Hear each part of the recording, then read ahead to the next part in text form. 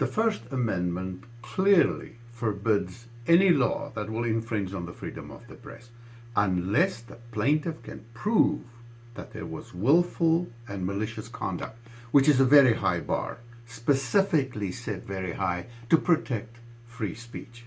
Freedom of the press is not limited to journalists only, but to anyone expressing an opinion or cite their beliefs. After Donald Trump's severe criticism of the mainstream media, various people offered advice and admonition to not do that. Take a listen. Journalism in this country is dead as we used to know it. There is no such thing. It's all advocacy. Now, what I wish Donald Trump would do, let surrogates fight the press. He needs to fight the battle for Americans on jobs and immigration. I don't know. I mean, if he calls me today, that's what I'm going to tell him. Leave this stuff alone. Well, I disagree. I think Donald Trump is doing exactly what he is supposed to do, because the press was privileged with these special protections to prevent government from overreaching and subvert the people's freedom. So should Donald Trump advocate to restrict the press? No, obviously not. That will just lead to tyranny on the other side, as it has throughout history.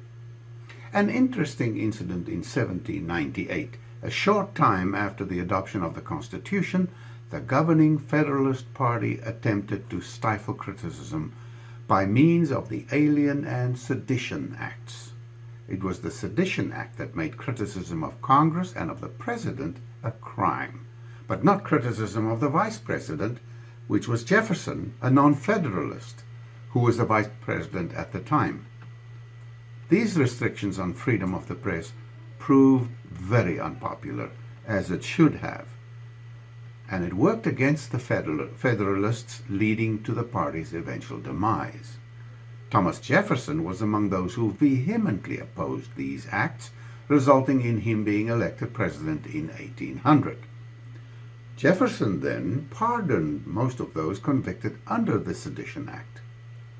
An interesting fact about Jefferson's attitude to the very press that treated him brutally, mainly because he wasn't a Democrat, a Federalist, just a slip of the tongue, you know.